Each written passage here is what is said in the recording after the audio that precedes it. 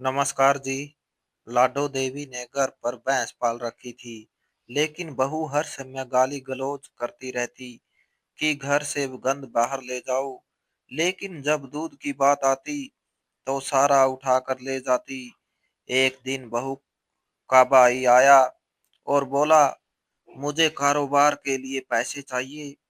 तो उसने रात के अंधेरे में भैंस दे दी और सुबह लाडो देवी के होश उड़ गए। अब वह परेशान होकर बीमार पड़ गई। तो बहू सोचने लगी, अच्छा है बुढ़िया मर जाए। लेकिन जैसे ही रात हुई तो बहू के रोंगटे खड़े हो गए जब उसे फोन आया।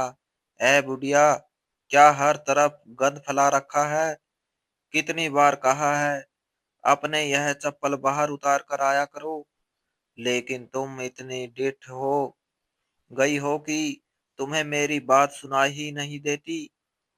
घर को भी गंदा कर रखा है, खुद भी गंदी रहती हो। कितनी बार कहा इस गंद की पोटली को उठाकर बाहर फेंक दो, लेकिन मेरी यहाँ सुनता ही कौन है। पूजा अपनी सास को ताने देते हुए चीख चीख कर बोल रही थी, जबकि लाडो देवी ने सर झुका दिया। वह अभी भी भैंस के बाड़े से उसका गोबर उठाकर आई। उनकी काफी उम्र हो चुकी थी। वह बहुत ज्यादा बूढ़ी हो चुकी थी, कमर झुक चुकी थी, हाथ पैरों में जान नहीं बची थी। मगर इसके बाद भी उसे घर के कामों के साथ साथ भैंस को भी संभालना पड़ता था। गोबर उठाते हुए उसकी कमर दोहरी हो गई थी, मगर बहू तो बस उसे ताने ही दिए जा रही थी। उसने चुपचाप चप्पल उतार कर हाथ में पकड़ी, आंगन में लगे नलके पर जाकर पैर धोए और कोने में रखी हुई चारपाई पर जाकर टिक कर बैठ गई। वो गहरी गहरी सांस लेने लगी कि थकावट इतनी ज्यादा थी कि बहू की बातों को भी ज्यादा दिल से नहीं लगाया था। वो वहीं लेट गई। शरीर में दर्द की लहर सी उठ रही थी, मगर वह जानती थी कि उसे यह सब सहन करना ही पड़ेगा। अभी उसे आराम करने की जरूरत थी, क्योंकि कुछ ही देर बाद भैंस का दूध निकालने का समय हो जाना था। यह भैंस रखे उसे कई साल हो चुके थे। बेटी की शादी से भी काफी समय पहले उसने एक छोटा सा भैंस का बच्चा लिया था। अब वह पूरी तरह बड़ी भैंस बन चुकी थी।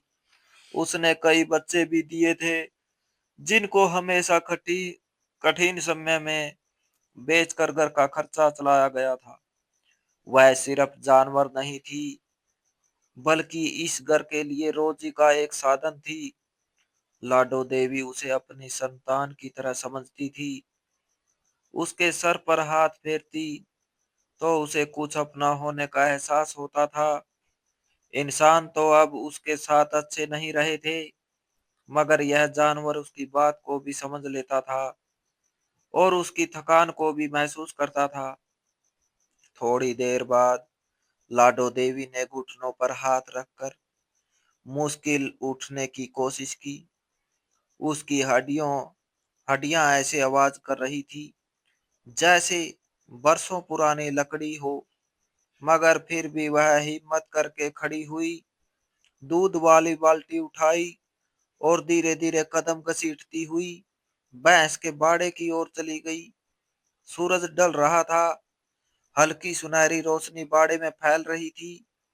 हवा में भैंस के चारे की सुगंध बसी हुई थी। लाडो देवी ने बाड़े में जाकर सबसे पहले भैंस के सर पर प्यार से हाथ फेरा। भैंस ने प्यार से उसकी ओर देखा और हल्का सा सर हिलाया। लाडो देवी मुस्कुरा दी। वह थोड़ी देर उसके साथ बातें करती रही, जैसे वह उसका दिल बहलाती हो। भैंस उसकी आवाज सुनते ही कभी दुम हिलाती, कभी हल्की सी आवाज निकालती, जैसे वह भी जवाब दे रही हो। लाडो देवी थोड़ी देर बाद लकड़ी की पटड़ी पर बैठी और दूध निकालना शुरू किया। हाथ कांप रहे थे, मगर फिर भी वह ना रुकी। हर दार जैसे उसके दिल का बोझ कम कर रही थी। दूध की बाल्टी धीरे धीरे भरने लगी, मगर साथ ही उसके हाथों की कंपकपाहट भी बढ़ गई। दूध निकालते हुए उसे गुजरे दिनों की याद आने लगी, जब वह जवान थी, जब वह अपने पति के साथ मिलकर यह सब काम किया करती थी। जिंदगी मुश्किल जरूर थी, मगर दिल में सुकून था। मगर अब सब बदल गया था। दुनिया बदल गई थी, लोग बदल गए थे, मगर वह अपने काम से पीछे नहीं हटी थी। जब दूध निकाल लिया तो उसने बाल्टी संभाली, दोनों हाथों से पकड़े हुए धीरे धीरे चलते हुए घर की तरफ आई। उनकी सांस फूल रही थी, मगर वह रुकना नहीं चाहती थी। वह जानती थी कि अगर रुकी तो दोबारा उठ नहीं पाएगी। घर पहुंचकर बाल्टी एक और रखी और दीवार का सहारा लेकर बैठ गई। उसके हाथ कांप रहे थे, मगर उसके चेहरे पर एक अजीब सा सुकून था, जैसे उसने दिल का सबसे जरूरी काम पूरा कर लिया हो। अंदर से पूजा की ऊंची आवाज दोबारा सुनाई दी। वह शायद फिर किसी बात पर नाराज हो रही थी, मगर लाडो देवी ने अब भी कुछ नहीं कहा। वह जानती थी कि अगर बोली तो बात बढ़ेगी। यह घर उसका था, मगर अब वह खुद इस घर में अजनबी बन चुकी थी। बहू के बाद जैसे शब्द, तंज और गाली उसकी दिनचर्या का हिस्सा बन चुके थे, मगर फिर भी वह खामोश रहती थी, क्योंकि उसे अपने बेटे की इज्जत प्यारी थी। वह नहीं चाहती थी कि घर में झगड़ा हो। वह हर दिन चुपचाप खुद पर हुए अत्याचार सहन करती रहती थी, मगर घर में झगड़ा नहीं चाहती थी। उसने धीरे से अपना सर दीवार से टिकाया। उसे अपनी सांसें बड़ी भारी महसूस हो रही थी, मगर वह जानती थी कि उसे अभी और भी काम करने हैं। उसने अपनी सोल ठीक की और उठने की कोशिश की। कमर में पीड़ा की तेज लहर दौड़ी, मगर वह बर्दाश्त कर गई। वह चलकर रसोई की ओर गई। दूध की बाल्टी रसोई में रखने के बाद वह हमेशा की तरह चुपचाप बाहर निकल आई और आंगन के कोने में रखी पुरानी चारपाई पर जाकर बैठ गई। उसकी वही खास जगह थी जहां दिन भर की थकान उतारने के लिए वह कुछ सांसें सुकून की लेती थी। मगर आज भी उसके दिल में वही बोझ था, जो रोजाना शाम के समय उसकी आंखों में उतरता था। इधर पूजा अपने कमरे से बाहर निकली तो उसने देखा कि लाडो देवी दूध रख कर जा चुकी है और फिर तेज कदमों से रसोई में चली गई। उसने जल्दी जल्दी बाल्टी का ढक्कन उठाया और बगैर कोई पल बर्बाद किए सारा दूध अलग अलग बर्तनों और बाल्टियों में डालना शुरू कर दिया। थोड़ी देर गुजरी थी कि गली वाले एक एक करके आने लगे और अपने हिस्से का दूध उठाकर ले गए, जबकि बाकी जो थोड़ा बहुत बच गया था वह भी पूजा ने अपने उपयोग के लिए रख लिया और लाडो देवी के लिए एक बूंद तक नहीं छोड़ी। यह कोई पहली बार नहीं था, बल्कि उसका रोज का नियम बन चुका था। लाडो देवी सारा दिन भैंस की देखभाल से लेकर घर के हर छोटे बड़े काम तक खुद करती थी और साथ साथ पूजा के तेज स्वभाव को बर्दाश्त करते करते और भी थक जाती थी। मगर जैसे ही वह दूध रख कर बाहर आती थी, पूजा तुरंत रसोई घर में घुसकर पूरा दूध अपनी मर्जी से बांट लिया करती थी, जैसे यह सब किसी ने उसे ही दिया हो। वह भैंस रखने पर ताने भी सास को देती थी कि घर गंदा रहता है, मगर दूध की बारी आती तो एक बूंद भी ना छोड़ती थी। उसके चाल चलन और व्यवहार ने लाडो देवी के दिल को कई बार दुख पहुंचाया, मगर अपनी शांति पसंद और सहन करने वाले स्वभाव के कारण उसने कभी उसके सामने जुबान न खोली। वह जानती थी कि अगर वह कुछ कह भी दे तो फायदा नहीं होना और उल्टा घर में और झगड़ा ही बढ़ेगा। इसलिए वह चुप रहकर सब सह जाती थी। दिन प्रतिदिन पूजा के व्यवहार ने उसकी हिम्मत तोड़कर रख दी थी।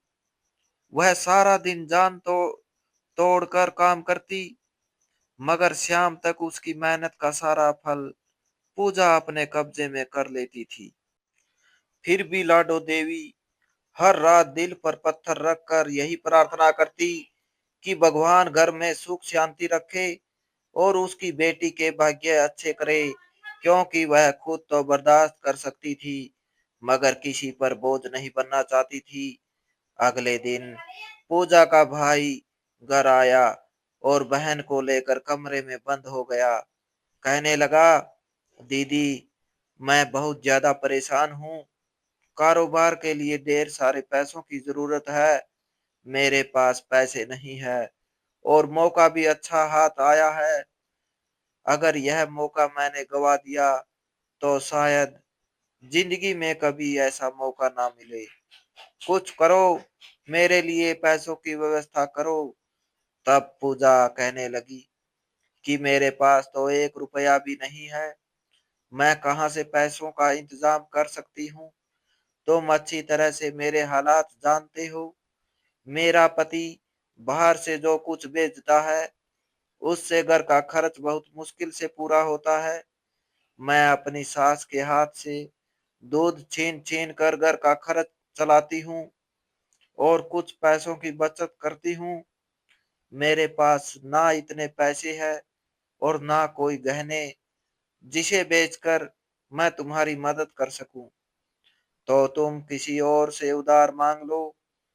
पूजा का भाई कहने लगा कि मैं किसी से भी उधार नहीं मांग सकता।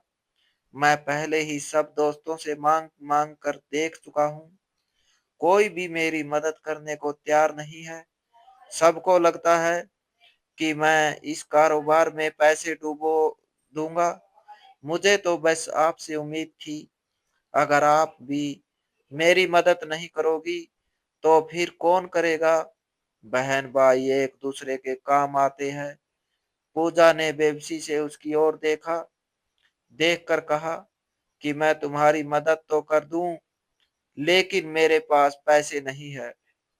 तभी दोनों का दिमाग एक साथ ही भैंस की ओर गया। पूजा के भाई ने तुरंत उसकी ओर देखा। आंखों में शैतानी सी चमक चमक थी। पूजा भी मुस्कुरा दी और धीरे से बोली कि हाँ, मैं भी वही सोच रही हूँ। चलो यही करके देख लेते हैं। दोनों ने प्रोग्राम बनाया। पूजा के भाई ने फोन पर कुछ लोगों से बात की और फिर रातों रात उन्होंने लाडो देवी की भैंस का सौदा करके उसे बेच दिया। रात के अंधेरे में कुछ लोग आए और भैंस लेकर चले गए। अपने कमरे में लेटी हुई लाडो देवी को खबर ही ना हो सकी कि उसके साथ क्या हो चुका है। अगले दिन वह उठकर भैंस के बाड़े में गई तो उसकी जैसे दुनिया ही हिल गई। उसे अपनी आंखों पर विश्वास नहीं आ रहा था। भैंस गायब थी। वह तुरंत वापस आई और बहू से पूछा तो बहू कहने लगी, मुझे उस भैंस के बारे में कुछ नहीं मालूम। लाडो देवी ने बाहर के लोगों से भी पूछा, मगर किसी ने कुछ ना देखा था। अगर किसी को खबर होती तो शायद उसे कोई बता भी देता। पूरे मोहल्ले में ढूंढ ढूंढ कर लाडो देवी थक गई तो आखिरकार घर वापस आई और चारपाई पर बैठकर फूट फूट कर रोने लगी। लाडो देवी सारा दिन आंगन के कोने में पड़ी रही थी। धूप आंगन में फैलती जा रही थी और उसका शरीर बुखार से जल रहा था। वह बार बार अपने चेहरे पर हाथ फेरती, मगर हाथ भी ठंडा पड़ चुका था। उसे कुछ समझ नहीं आ रहा था कि ऐसा क्या हुआ है कि अचानक उसकी दुनिया बिखर गई है। भैंस उसके लिए सिर्फ एक जानवर नहीं थी, बल्कि उसकी मेहनत थी, उसका सहारा थी, उसके जीवन यापन का साधन थी। वह कई साल से उसे संभाल रही थी। उसके बच्चे बेचकर घर के खर्चे पूरे करती थी। अब वह खाली बाड़ा उसके दिल पर ऐसा घाव बनकर बैठ गया था कि उसका सांस लेना भी मुश्किल हो गया था। वह बार बार दीवार के सहारे उठने की कोशिश करती, मगर कमर में पीड़ा की तेज लहर उठती और उसे दोबारा जमीन पर बिठा देती। उसने अपना सर घुटनों पर रख लिया था। आंखों से आंसू सूख चुके थे, मगर दिल में दर्द ताजा था। उसे ऐसा लग रहा था जैसे वह बरसों की बीमार हो गई हो, जैसे जिंदगी ने उसके हाथों से सब कुछ छीन लिया हो और अब वह खाली हाथ बैठी रह गई थी हो। पूजा ने सुबह से अब तक एक बार भी उसके पास आकर हाल नहीं पूछा था। वह बस कभी दरवाजे से खड़ी उसे देखती और फिर अंदर चली जाती। उसका चेहरा साफ बता रहा था कि वह यह सब जानती है। वह जानती थी कि भैंस कितने किसने ली है, मगर उसके दिल में लाडो देवी के लिए ना दया थी और ना अपनापन। उसने ही तो रात को भाई के साथ मिलकर भैंस बेची थी और पैसे लेकर घर वापस आई थी। वह पैसे उसकी अलमारी में रखे थे। जब भी अलमारी खोलती तो नोटों की गड्डी उसे एक अजीब सा सुकून देती थी। उसे लगता था कि अब उसके पास सब कुछ है। वह अपने आप को सुरक्षित समझ रही थी। उसे यह चिंता नहीं थी कि इस पैसे की कीमत एक बूढ़ी औरत के दिल का दर्द था जिसे वह कभी नहीं भूल सकेगी। दोपहर हो गई थी। सूरज आग बरसा रहा था। आंगन में काफी गर्मी हो चुकी थी, लेकिन लाडो देवी वहीं बैठी रही। उसने खुद को उठाने की कोशिश की, लेकिन हर हाथ बार बार फिसल जाते थे। शरीर में ताकत जैसे खत्म हो गई थी। आखिरकार वह धीरे धीरे घसीटते हुए नल तक पहुंची। हाथ बढ़ाया, मगर नल का पकड़ते हुए उसकी उंगलियां कांप गई और वह वहीं बैठ गई। उसने सर उठाकर आसमान की ओर देखा। धूप आंखों में चुभ रही थी। उसने धीरे से कहा कि हे भगवान, मुझे धीरज दे, मेरा दिल बहुत टूट चुका है। उसकी आवाज इतनी मध्यम थी कि शायद हवा भी उसे ना सुन सकी हो। कुछ देर बाद उसने हिम्मत करके चारपाई तक जाने का सोचा ताकि वह लेट सके, मगर जैसे ही खड़ी होने की कोशिश की कि पैरों में तेज दर्द उठा। वह दम से वहीं बैठ गई। उसके होठ कपकपा रहे थे, हाथ ठंडे हो रहे थे। आंखों के सामने अंधेरा सा छा गया। कुछ पलों के लिए उसे लगा कि वह शायद उठ ना सकेगी, लेकिन उसने खुद को दोबारा संभाला, दीवार पकड़ी और खुद को घसीटते हुए चारपाई तक पहुंची। चारपाई पर लेटते ही उसने लंबी सांस ली, जैसे कोई अपना बोझ जमीन पर रख कर सुकून से बैठा हो। लेकिन सुकून उसे कहाँ मिलने वाला था। भैंस की याद उसके दिल में चुभ रही थी। उसे हर पल वह समय याद आ रहा था कि वह जब वह बाड़े में आती तो भैंस उसकी आवाज सुनते ही दुम हिलाती, उसके पास आकर सर उसके कंधे से लगा देती, जैसे उसे लाडो देवी की थकान समझ आती हो। अब वह सन्नाटा जैसे पूरे घर में फैल चुका था। यह सन्नाटा लाडो देवी की जान ले रहा था। शाम होने लगी थी। लाडो देवी की तबीयत लगातार खराब हो रही थी। बुखार बढ़ गया था। सांसें तेज हो गई थी। सर दर्द से फट रहा था, मगर वह अब भी अपना दुख किसी से बांट नहीं रही थी। वह किसी के लिए बोझ नहीं बनना चाहती थी। वह सोचती थी कि अगर बीमार भी पड़ गई तो बहू को परेशानी होगी और वह फिर उसके लिए परेशानी का कारण बनेगी। उसने जिंदगी भर सब कुछ सहन किया था। इसी धैर्य ने उसे यह सिखा दिया था कि दर्द दिल में रखो और खामोशी से रहो। उसने अपनी चादर अपनी आंखों तक खींच ली। शायद वह रोना नहीं चाहती थी, शायद वह अपनी कमजोरी दुनिया को नहीं दिखाना चाहती थी, मगर दिल में उठने वाली तड़प उसे चैन नहीं लेने दे रही थी। जब शाम को हवा चलने लगी तो माहौल में थोड़ी ठंडक महसूस हुई, मगर इस ठंडक ने लाडो देवी के शरीर को और भी ठंडा कर दिया। उसने अपनी शॉल अच्छी तरह से लपेट ली, लेकिन शरीर का दर्द अब बहुत बढ़ चुका था। उसने धीरे से करवट ली, आंखें बंद की, मगर दिल की धड़कन तेज होती जा रही थी। उसे महसूस हुआ कि जैसे हर सांस उसके शरीर पर बोझ डाल रही हो, जैसे हर सांस उससे कुछ छीन रही हो। उसने एक बार फिर आंखें खोली और आंगन को देखा, जो खाली पड़ा था। इस खाली आंगन में उसे अपनी जिंदगी का सारा खालीपन नजर आ रहा था। वो सोचने लगी कि इस घर में उसकी मेहनत को भी कभी किसी ने मान नहीं दिया, उसकी सेवा का कभी कोई बदला नहीं मिला। उसने अपनी जवानी अपने घर वालों पर कुर्बान कर दी। अब बुढ़ापे में उसे सिर्फ अकेलापन और धोखा मिला है। पूजा रात को खाना बनाते हुए बार बार खिड़की से बाहर झांक रही थी। उसे मालूम था कि लाडो देवी बीमार है, मगर वह अपने दिल को तसल्ली दे रही थी कि बूढ़े लोगों को तो कभी ना कभी बीमार होना ही होता है। उसे यह एहसास नहीं था कि उसकी चोरी उस बूढ़ी औरत की जान भी ले सकती है।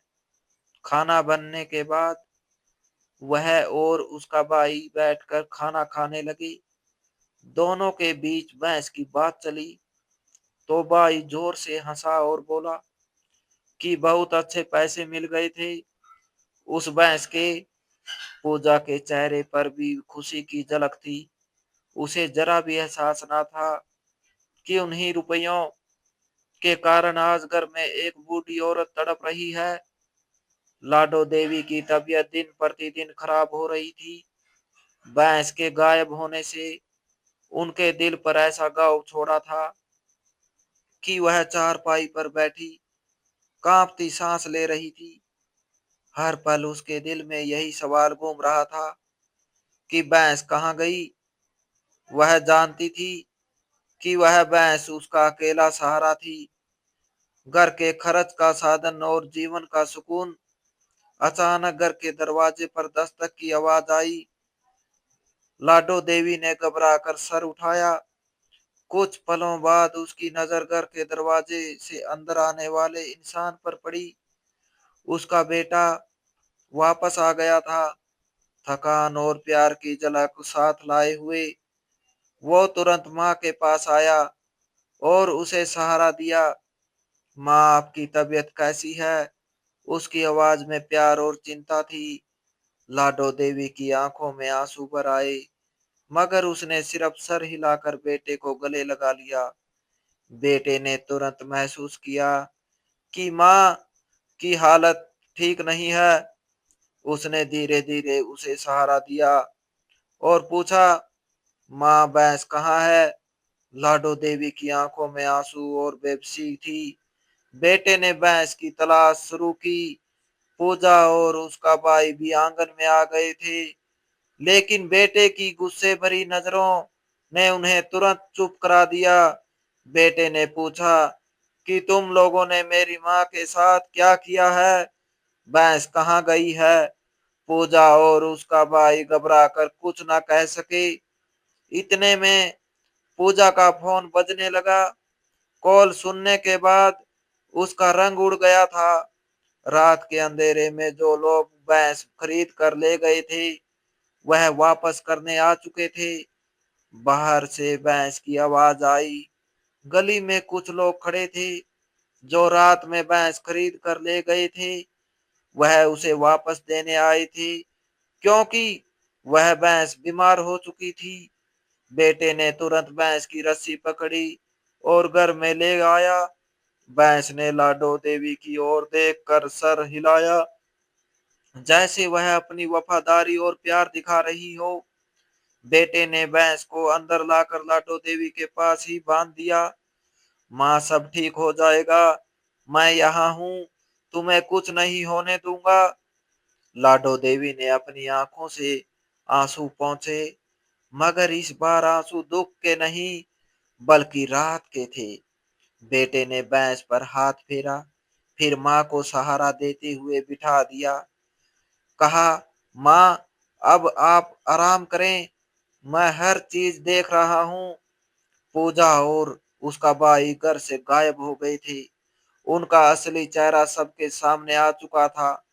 अब वह कभी भी लाडो देवी को नुकसान नहीं पहुंचा सकते थे। लाडो देवी ने चारपाई पर लेटे बेटे के प्यार और भैंस की वापसी को महसूस किया। उसने दिल ही दिल में सोचा कि अब कम से कम वह अपनी मेहनत और जानवर के सुकून के लिए परेशान नहीं होगी। उसकी आंखें बंद हो गई, मगर दिल में नई जिंदगी और आशा की रोशनी चमक रही थी। तो दोस्तों, इस कहानी को लेकर आपकी क्या राय है? कमेंट बॉक्स में कमेंट करके जरूर बताएं। और अगर आपको हमारी आज की कहानी अच्छी लगी हो तो प्लीज इसे लाइक जरूर करें। अगर आपने अभी तक हमारे एसके की जुबानी 2.0 चैनल को सब्सक्राइब नहीं किया तो जरूर कर लीजिए। तो मिलते हैं ऐसी एक और मोटिवेशनल कहानी के साथ। Thanks for watching.